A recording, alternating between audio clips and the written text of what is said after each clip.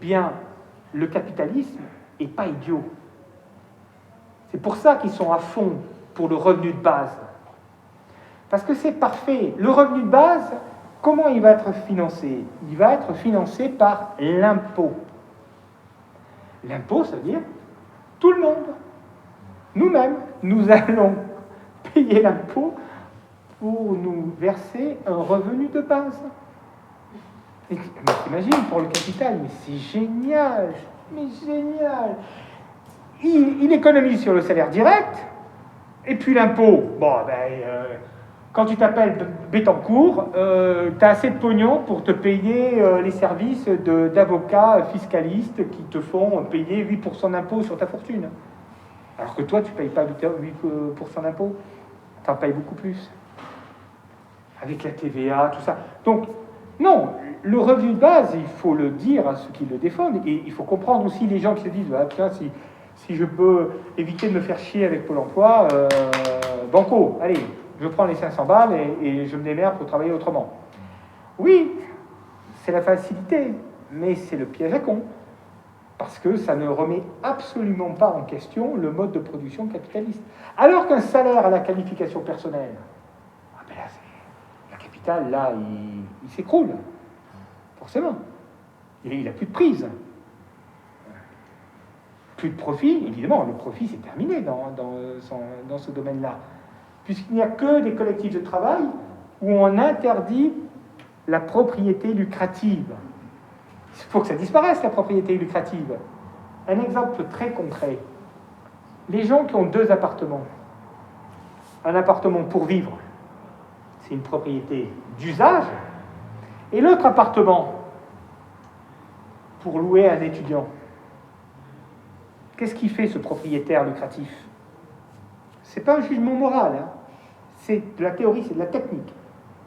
Eh bien, quand il perçoit les loyers, de fait, il pique la valeur économique produite par l'étudiant qui le loge.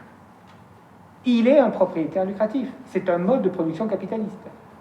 La location, ça doit disparaître.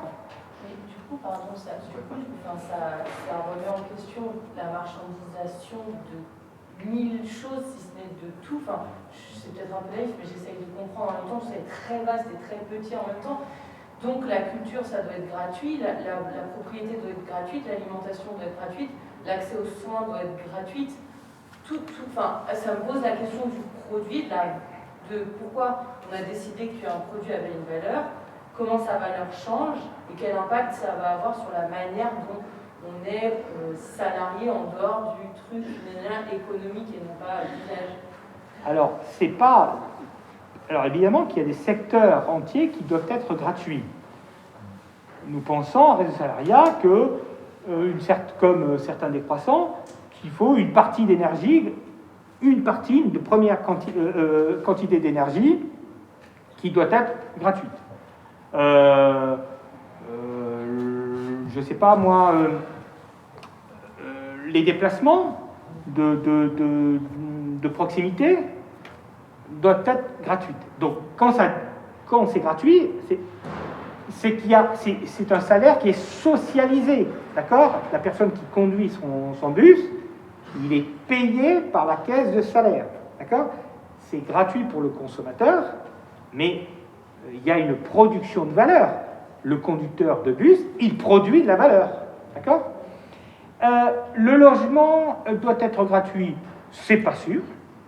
Mais par contre, nous devons tous être propriétaires. Il y a un groupe de travail à Réseau Salariat sur le logement. C'est pas une mince affaire, hein. C'est pas si facile que ça. Ça pose plein de questions, effectivement. Ok, le droit à la propriété, donc il faut sortir du marché capitaliste du logement. Ça, c'est une évidence, parce que quand on voit les prix, enfin, moi je suis moitié marseillais et moitié parisien, tu vois vite le délire. En gros, Paris devient une ville musée où il n'y a que des nantis qui peuvent être propriétaires. Donc ça, c'est plus possible. Mais la culture, est-ce qu'il faut qu'elle soit gratuite? Non. Elle n'est pas gratuite. Si on te donne 100 € sur ta carte vitale pour consommer de la culture.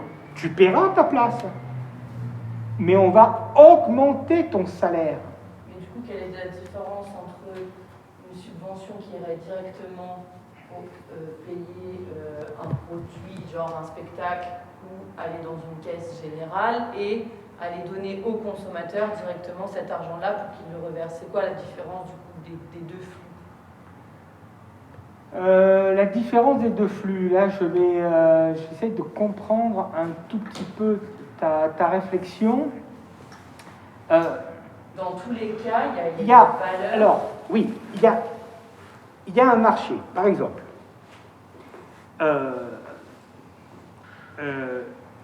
Je monte une maison, un collectif de travail, monte un spectacle. Elle aura des coûts. Payer l'électricité, payer les fournisseurs, voilà. Elle ne paiera pas ses salariés, on est bien d'accord, hein, mais il y a des coûts incompressibles.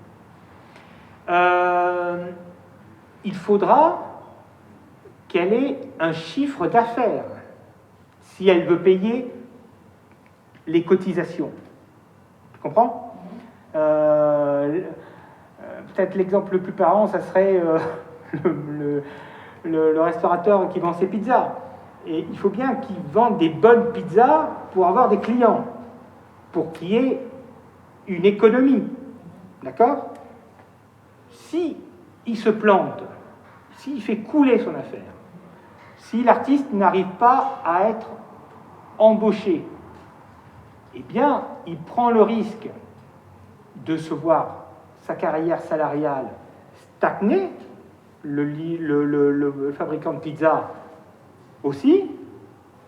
Il aura une sanction sociale, son entreprise va couler parce qu'il n'arrivera pas à payer ses fournisseurs, son chiffre d'affaires ne sera pas assez important, mais la violence économique, il ne va pas la recevoir puisqu'il est garanti, son salaire est garanti. Donc, il aura la tristesse de voir son activité professionnelle péricliter. L'artiste qui ne sera pas embauché, il se dit, si son but c'est d'être sur les planches pour faire du théâtre, il ne sera peut-être pas content. Tu vois, il dit, mais merde, il n'y a personne qui m'embauche, peut-être que je suis mauvais. Bon, je vais peut-être aller vendre des chèvres dans le Larzac. Mais il ne va pas perdre sa qualification. Son salaire, il ne va pas le perdre. Il va changer de branche. Et ici, il était au deuxième niveau de qualification. S'il était à 3 000 € de qualification, eh bien, il va faire du miel ou des chèvres, du fromage de chèvre, avec ces 3 000 €.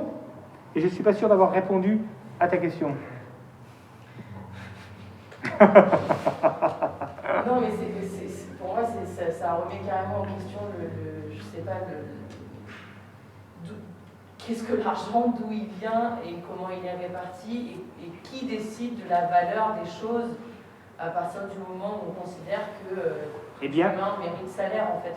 Eh bien, ça ne sera plus eux, mais nous. Et quelle est la différence entre une cotisation et un impôt? Alors, la cotisation, c'est ce qu'on appelle la répartition primaire de la valeur économique. Et l'impôt, c'est la deuxième répartition. On a dit, tout travail produit de la valeur économique.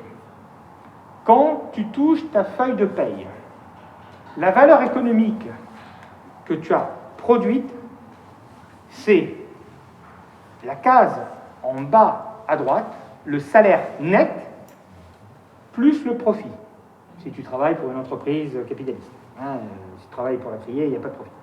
Donc, le salaire net, c'est ce que tu produis comme valeur économique.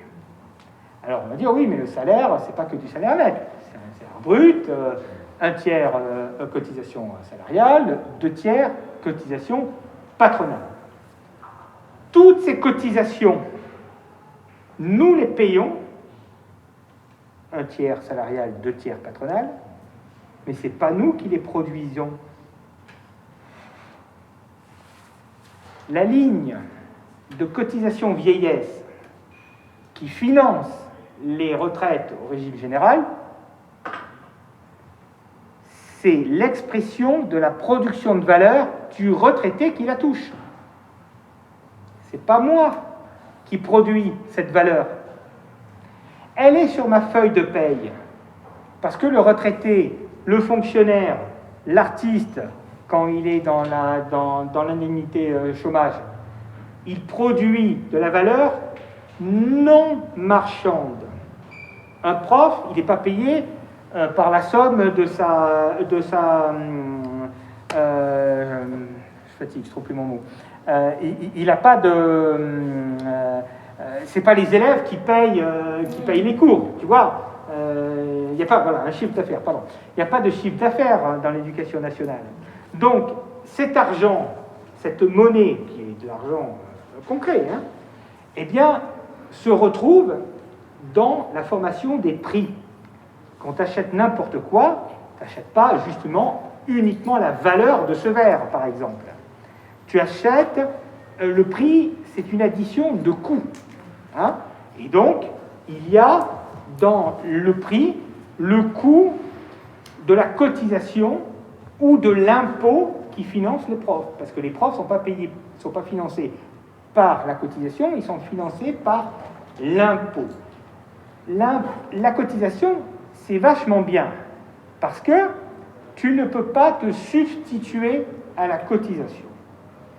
Aussitôt produite, aussitôt dispatchée dans les diverses caisses qui vont alimenter les salaires de ceux qui produisent la valeur.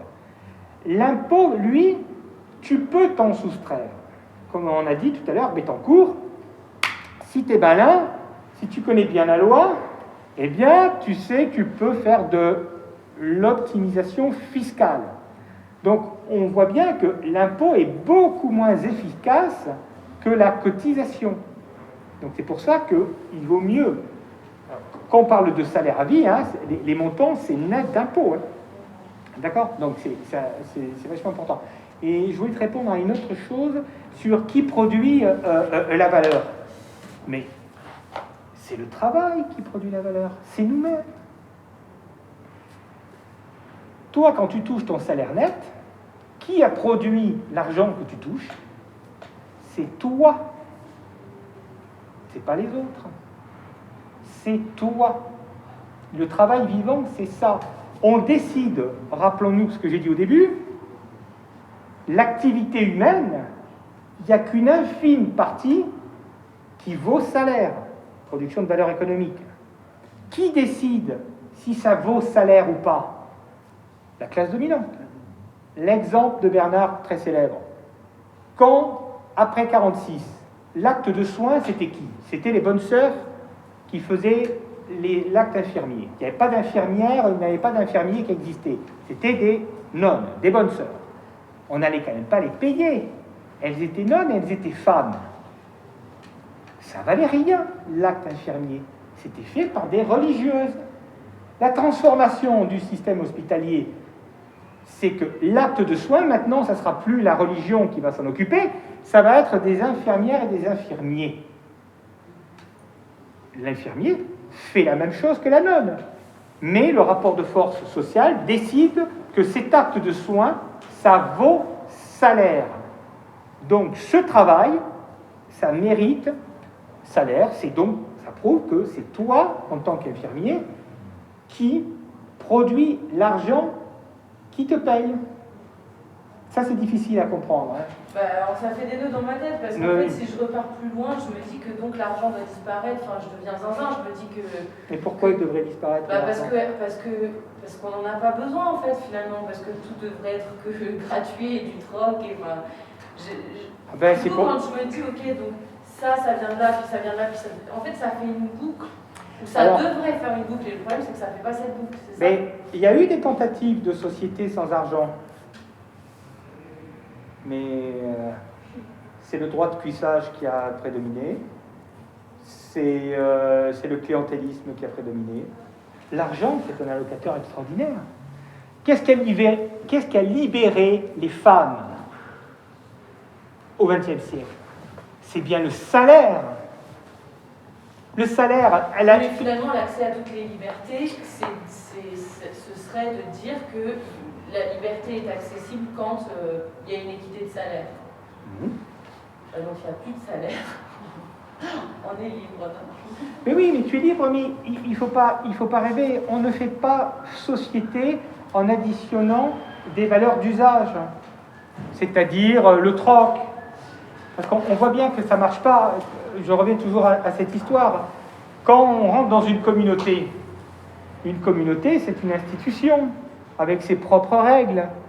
Et souvent, dans la communauté, il y a l'allégeance au chef, au gourou. Je ne dis pas que ce n'est pas possible, c'est que ça engendre d'autres violences. Et souvent, bien pire. Le salaire, ça autonomise la personne. Ça la rend responsable sur son travail abstrait et sur son travail concret. Et ça donne de la liberté aux gens. Encore une fois, l'exemple des femmes est frappant. Moi, ma grand-mère, si elle avait eu droit au salaire, c'est-à-dire droit à travailler, eh bien, je ne serais peut-être pas là aujourd'hui. Ça serait peut-être triste, mais elle aurait envoyé balader son homme. Mais sans travail, sans salaire, ben, la femme, elle était complètement conditionnée à rester au foyer. On a libéré grâce au salaire, grâce au travail des femmes, qu'on dit... C'est un salaire en comparaison avec quelque chose qui existait déjà. C'est une libération à l'intérieur d'un système, c'est pas un système complet qui fait bouger ses... Tout à l'heure, tu disais qui décide ce qui vaut ou pas. C'est ça, en fait, la question. Ben, c'est la question que nous devons nous poser. Qui décide de ce qui vaut salaire? Nous l'avons vu avec l'exemple des nonnes et des infirmiers. Nous l'avons vu avec les parents. Non, on ne l'a pas vu, j'en ai pas parlé. Mais les allocations familiales, qu'est-ce que c'est? C'est ça aussi. Les allocations familiales, à la fin du XIXe siècle, c'était un instrument, une arme de guerre contre la hausse des salaires. Au départ, c'était pour les fonctionnaires, qui n'avaient pas encore un statut du fonctionnaire, et pour contrer leur revendication d'augmentation de salaire, c'était décidé à l'Assemblée nationale, on a donné une allocation familiale aux chefs de famille, aux chargés de famille. Et ça touchait très très peu de personnes. C'était une aide à l'éducation des parents, à l'éducation des enfants, pardon. En 1946, Croizat dit non, l'allocation familiale, c'est pour tout le monde. Les gens qui sont dans l'emploi et hors emploi. C'est un droit au salaire. On a changé la nature des allocations familiales. Aujourd'hui, on est en train de revenir en arrière, évidemment, parce qu'on dit, ben non, c'est pas du salaire. Voilà, c'est de l'aide. Donc ces questions, elles sont évidemment importantes. Qui décide que telle activité, ça vaut salaire ou pas? Eh bien, nous disons que c'est aux travailleurs d'en décider, et non pas à la classe dominante, qui est aujourd'hui la classe bourgeoise. La bourgeoisie, c'est celle qui est propriétaire lucrative des institutions de la valeur économique. La famille Peugeot va décider de ce qui vaut en matière de transport. Est-ce que c'est à elle de décider? C'est la question qu'on pose. Mais vraiment, je pense par contre sur la question de la communauté, on n'est pas d'accord. Enfin, il y a quand même quelque chose où...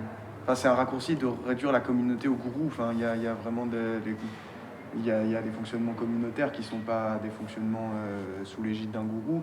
Et en plus, du coup, ça me semble quelque chose important à réfléchir dans la mesure où là, la proposition du salaire, elle est... Enfin, de ce salaire attaché à la personne, elle est bien, mais il y a vraiment des personnes pour qui... Enfin, je veux dire, ça, c'est une norme qui ne peut pas aller à tout le monde. Enfin, il va y avoir des problématiques puisque ce monde a fait des dégâts, enfin, de personnes qui pourront pas... Enfin, de rapport au travail aussi. De rapport au travail, comment est-ce qu'on se conforme à un travail ou à une idée du travail qu'une société, justement, que la société induit.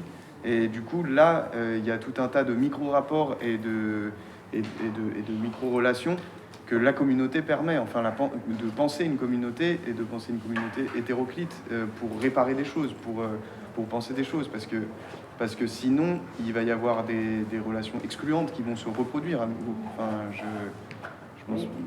Pourquoi Et la question de l'argent, enfin la question de l'argent, elle est quand même aussi assez récente. Enfin, je veux dire, elle va, elle vient, quoi. La question de la monnaie comme place centrale des rapports sociaux et d'égalité ou non, elle va, elle vient dans l'histoire, quoi. Il y a aussi il y a des moments et des endroits où la monnaie est quelque chose parmi d'autres dans la manière de faire, la manière d'interagir entre groupes ou entre groupes plus ou moins dominés par un plus grand groupe ou pas, enfin entre groupes qui est, enfin, vous voyez ce que je veux dire, quoi. Enfin, je vois.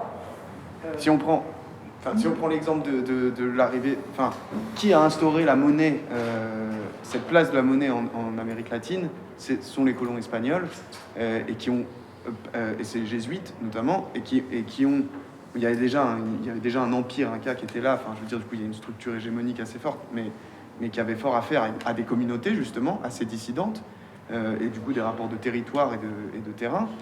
Qui les obligeait à traiter avec ces communautés et qui remettaient en question leurs hégémonies. Et il y avait une monnaie, mais la monnaie avait pas la place que nous, on connaît.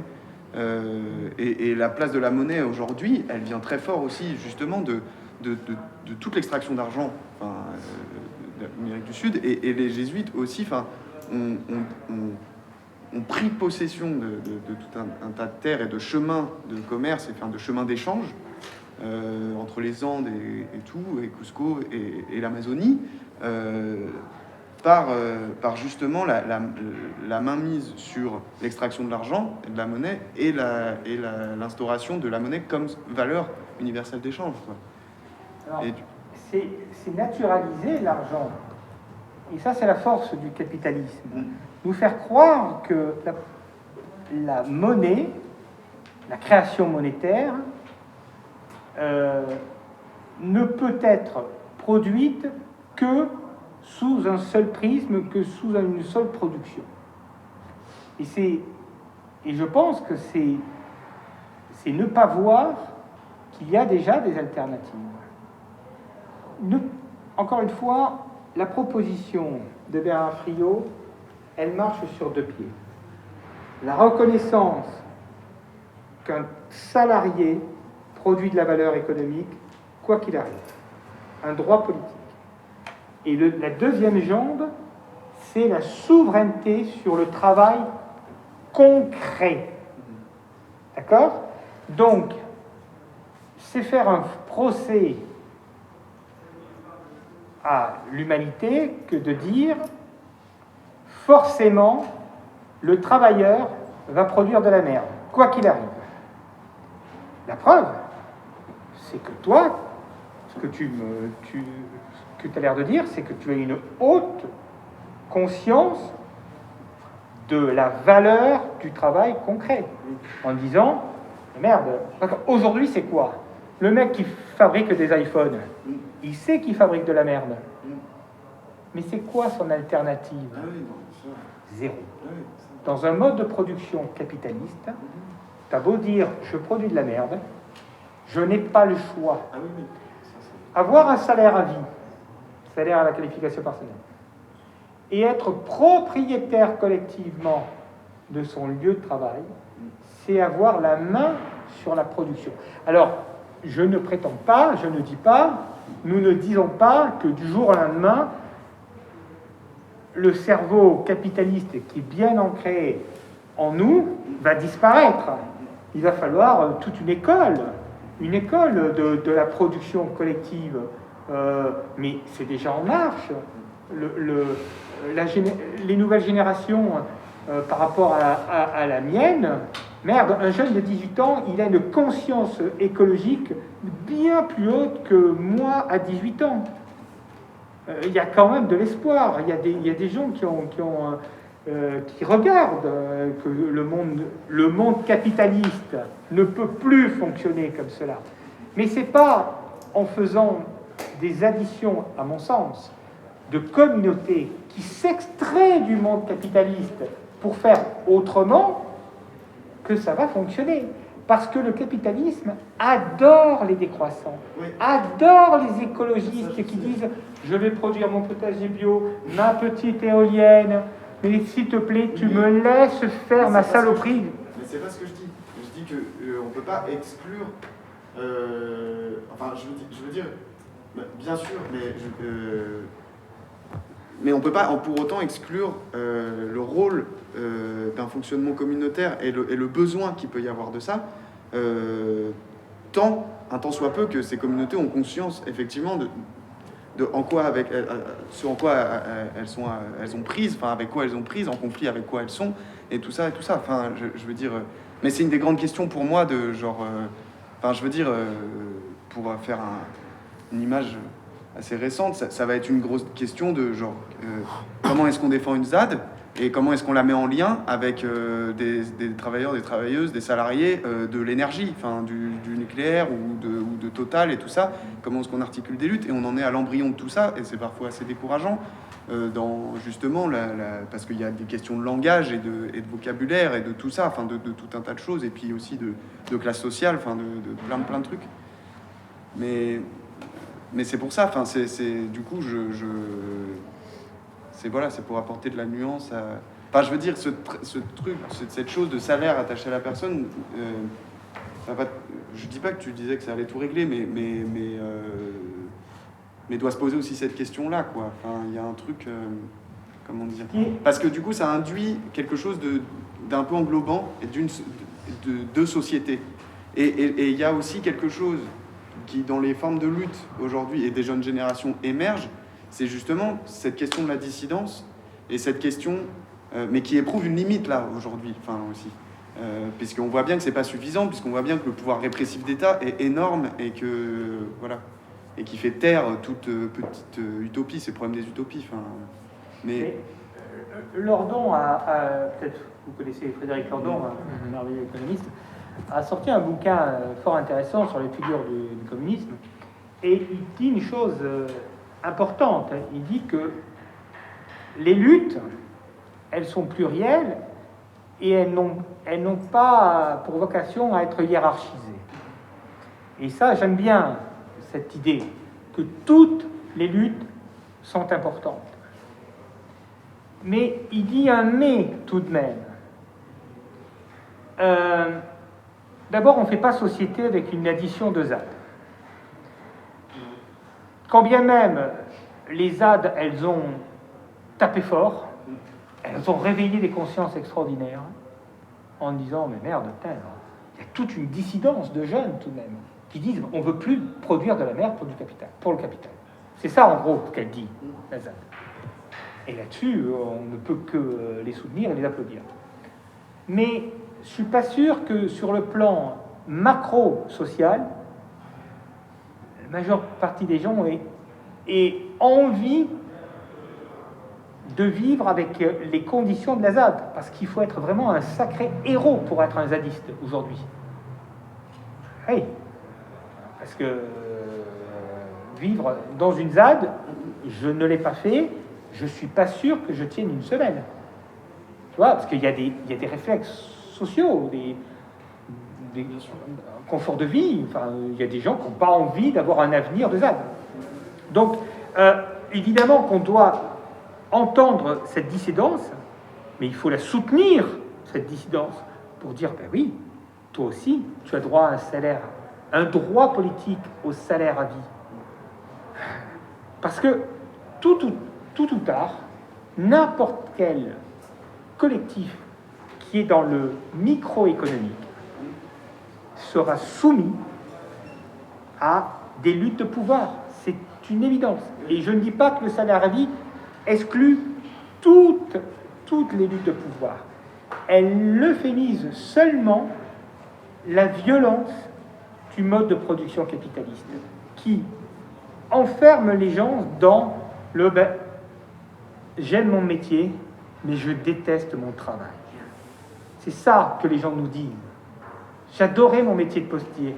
Aujourd'hui, ce que je fais, c'est plus mon métier de postier. Une fois, moi, mon banquier m'a dit, c'est la dernière fois que je vous vois. J'ai dit, mais bon, on avait une relation pas amicale, mais très, très cordial, un mec chouette, enfin, bon conseil, et peu importe où il travaillait. Et puis il me dit, ben, j'arrête ce métier. Mais la mort dans l'âme, parce qu'il dit, mon métier d'il y a 20 ans, c'est plus le métier de maintenant. Aujourd'hui, on m'incite à vendre des produits financiers pour arnaquer les clients. Je travaillais à la BNP. Et il ne pouvait plus lui supporter ça. Il préférait partir dans une sorte de précarité économique, parce qu'il était cadre, il gagnait bien sa vie. Il allait, je ne sais pas quoi faire autre chose, retomber dans l'échelle économique vachement basse, parce que c'était ça ou le burn-out. Eh bien, c'est de cela dont il faut sortir. Et la garantie du droit politique du salaire, et en même temps la souveraineté du travail dans nos collectifs de travail, en tout cas, nous permettra de ne plus dire « c'est de la merde ce que je produis ». Et justement, les zadistes, ils nous disent ça. Nous voulons produire autrement que dans le mode de production capitaliste. Mais c'est pas en allant à la marge que ça va marcher. Parce qu'encore une fois, le capital adore les marges. C'est pour répondre à ce que tu disais en parlant de ZAD. Moi, je pense que dans ce que tu cherches à dire, c'est pas forcément parler des ZAD, mais c'est parler aussi de communautés qui font sécession avec le cadre, avec le système, et qui développent des nouveaux imaginaires de lutte, des nouvelles constructions hors du cadre pour repenser le cadre. Et je pense que c'est par rapport à ce que tu dis avec le travail, c'est reprendre la main sur la vie quotidienne et sur l'imaginaire que tu peux en faire. En fait, c'est une guerre des imaginaires. En fait, quand on parle de propriété d'usage, c'est dire tiens, propriété d'usage, du coup, c'est ce que tu fais bien, donc tu es payé. Mais c'est sortir de ce carcan-là, je pense, dans ce que tu dis, ou aussi dans ce que tu veux dire, c'est sortir du carcan de l'esthétique de la réussite, l'esthétique bourgeoise de la vie, qui est aussi régie par le travail qui borne, dans sa temporalité, ça borne aussi l'exercice que tu peux faire de ta vie. Et c'est pour ça que je ne pense pas que ce soit antinomique, le fait d'avoir des gens qui font sécession, j'en parlais à quelqu'un, c'est un anarchisme individuel de faire sécession, de sortir de la société, du cadre pour avoir une autre pratique, mais moi je pense que c'est une guerre des imaginaires, ou comment repenser le travail, ou comment repenser la puissance, le pouvoir qu'on peut avoir au sein de notre vie, au sein du monde. Et je pense pas qu'il y ait une seule bonne manière de le faire, mais il y a Damasio qui parle de ça, qui parle beaucoup d'imaginaire des luttes, et qui parle de ces îlots qui naissent et qui sortent de la mer petit à petit pour essayer de faire un seul et même continent. Mais après, juste, je reviens sur... Tu as tout à fait raison, hein, je partage ce que tu dis, mais ne plus être payé pour ce qu'on fait, ça c'est essentiel. On choisit du coup... Être payé pour ce qu'on est. C'est vraiment un truc, mais qui est tellement loin de notre imaginaire capitaliste. C'est essentiel. C'est-à-dire que l'adulte, quoi qu'il arrive, quoi qu'il fasse, même s'il a 0 diplôme, eh bien, il a droit au salaire. Et le salaire le reconnaît comme un producteur de valeur économique. C'est anthropologiquement, mais un bond en avant considérable. Et en même temps, ça le responsabilise. Parce que personne ne peut croire que les gens ont envie de faire une vie dans un hamac. Et les zadistes le montrent, puisque la violence capitaliste, ils l'ont tellement intégrée qu'ils disent c'est fini, on ne m'y reprendra plus, je ne travaillerai plus pour mettre en valeur du capital. Je préfère avoir des conditions de vie extrêmement difficiles, extrêmement violentes, parce qu'en plus il faut se taper les flics, les gaz lacrymaux et compagnie, hein, tu vois. Hein. Donc, pour te dire à quel point ils ont une force extraordinaire. Mais pourquoi ne pas donner un salaire à la qualification à ces gens-là qui nous montrent des chemins alternatifs en plus? Je crois que c'est dans un livre de Lordon, Vivre sans aussi, où il en parle de cette question-là, puis ça rejoint l'imaginaire des luttes avec Damasio, mais c'est pourquoi ils ont décidé d'évacuer la ZAD des Landes, c'est que c'est des gens qui, sur ce territoire-là, avaient commencé à asseoir des activités de maraîchage ou d'autogestion de vie, mais que ça devenait en fait impossible. Ça devenait inviable dans le système capitaliste qui lui, doit censurer, castrer les imaginaires. C'est un peu comme la novlangue ou à la Rouelle de 84, c'est restreindre le champ des possibles pour ne plus nuancer et petit à petit donner dans le monde seulement un seul et même cadre sans nuance qui soit la seule. C'est un poncif de dire, c'est comme on dit, il n'y a pas d'autre système viable autre que le capitalisme. C'est un poncif et il essaye de recréer ça dans les ZAD.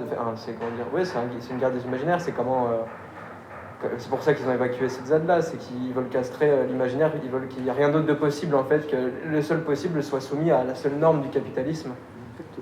Et c'est là où on doit, nous, même à notre échelle, toutes et toutes, exercer notre vie. Ouais, vas-y. Moi, par rapport à ça, il y a... Comment dire ? Il y a deux questions que j'ai. Pour répondre là directement, ensuite revenir. Moi, ça me fait penser. Je sais pas. Il faudrait voir si parce qu'en plus sur une ZAD, il y a plusieurs communautés. En plus, notamment Notre-Dame des Landes et des rapports de pouvoir et des conflits. Il y en a et c'est des trucs qui a fait le plus mal à cette lutte. C'est les conflits internes. Mais du coup, leur donner à ces gens du salaire socialisé, à condition qu'ils en veuillent bien, quoi. Parce que ça se trouve, ils en ont pas besoin. Tu vois, il y a aussi la question des allers-retours entre des mondes qui... Parce qu'il y a un endroit, si ça a été réprimé avec autant de violence, c'est aussi que c'est un endroit qui expérimente une autogestion, d'autres rapports au monde, une sorte de révolution métaphysique aussi, par des réflexions écologistes radicales aussi, et de rapport au vivant, et parfois de communication avec les animaux, tout ça, des choses qui nous semblent être des huluberlus dans ce système productiviste coupé du reste du vivant. Mais du coup, il y a quelque chose comme ça, comme une société qui viendrait, et du coup, qui fait sécession, et du coup, qui vient contester un bout de territoire à un État hégémonique, capitaliste et tout ça. Donc, du coup, répression violente. Mais du coup, si à un moment donné, il y a une société, disons, plus bienveillante, je sais pas, qui veut lui filer un bout de salaire socialisé, moi, ça me fait un peu penser à... Du coup, le truc de tout ça, c'est si c'est non, ça me fait un peu dire, faites quand même partie de notre monde, quand bien même ces personnes n'auraient plus envie de faire partie du monde, ça me fait un peu penser à Makhno et Trotsky, quoi. Vous voyez ce que je veux dire ? Non, mais je fais un gros raccourci, mais le danger, pour moi, il est là. Et puis après, la deuxième question que j'ai, c'est pour mettre en place, pour reconquérir, en fait, ça demande une conquête des moyens de production, une reconquête des moyens de production par les travailleurs, et du coup, ça demande un conflit, comment on le met en place, quoi. On va forcément avoir par la force syndicale, mais j'ai l'impression qu'elle est épuisée. D'abord à cette question. Elle est vachement intéressante parce que qu'est-ce que vous êtes en train de faire, vous, là, ceux qui occupent ? Pourquoi vous occupez ? Pour reprendre possession du moyen de production. Ben bon. Oui. Moi, quand j'entends ça, je me dis, ok, là, on est bon. Ouais. Là, je dis pas que c'est facile, mais déjà, le nommer. Non, mais parce qu'on sait que si on va sur le plateau, à 90%, vu la période qu'on vit, de chance, on a les flics qui débarquent. Voilà. Pour l'instant. Ça s'appelle un rapport de force. Ouais. Si on occupe pour dire, on veut penser maintenant la propriété d'usage collectif, l'autogestion, on les appelle comme on veut. On veut produire nous-mêmes. On ne réclame pas de l'aide. On va pas voir Bachelot, s'il vous plaît, aidez-nous. On n'est pas tous atteints à ce niveau du syndrome de Stockholm. Donc, là oui, là je dis, les ZAD, c'est ça qu'ils disent, on va produire. Mais il va falloir donc sortir du mode de production capitaliste, mais à un moment donné, qui remplit le frigo ? Le capital dit, mais si tu ne te soumis pas au mode de production capitaliste, ton frigo, il sera vide parce que le mode de production, il est naturalisé. Dire que tu ne peux pas faire autrement. Mais non, si. C'est pour ça que je m'appuie sur ce tremplin du régime des intermittents du spectacle. Nous avons déjà... On ne peut pas partir de rien. on part toujours d'un déjà là. On s'appuie sur ce que nous avons déjà pour l'étendre. Quand tu dis, pour répondre à ta première question, ouais, mais bon, le zadiste, il a peut-être pas envie de son salaire. Ben, s'il n'a pas envie de consommer son salaire, il fait ce qu'il veut. Mais c'est un droit. Moi, nous avons tous un droit de vote. Nous pouvons tous aller voter. Ça veut dire que tout le monde va voter? Non. J'ai un droit de vote. Et si je n'ai pas envie de l'utiliser, ce droit, je ne l'utilise pas. En ce moment, il y a beaucoup de gens qui n'ont pas envie de l'utiliser. Pourquoi? Pour montrer une opposition. Ça change, malheureusement, ça ne change rien au système. Macron, il serait élu avec une seule voix. Il serait président. On s'en fout, hein? Les gens qui votent blanc ou qui s'abstiennent, il n'en a rien à branler. C'est pas le sujet. Puisque, avec une seule voix, c'est bon. Donc, bah, tu as un droit au salaire, c'est comme ça. À toi, libre, après, à toi d'en faire quelque chose. C'est pas...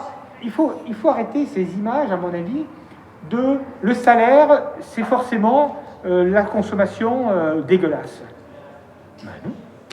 Parce que si je suis souverain sur mon travail, ça veut dire que ce que je vais produire, je vais décider de le produire écologiquement responsable, socialement responsable, anthropologiquement responsable.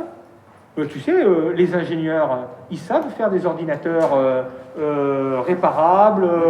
Si tu veux faire des extensions de logiciels, tu rajoutes juste un petit truc et tout l'ordinateur part pas à la poubelle. On sait le faire, ça. Eh bien, et les zadistes savent le faire au niveau de n'importe quel, parce que ce sont des gens qui ont une haute technicité sur leur travail concret. Mais il faut qu'ils prennent conscience qu'ils produisent aussi du travail abstrait, de la valeur. Et c'est pour ça qu'aujourd'hui, il y a tant de gens qui confondent argent et capitalisme.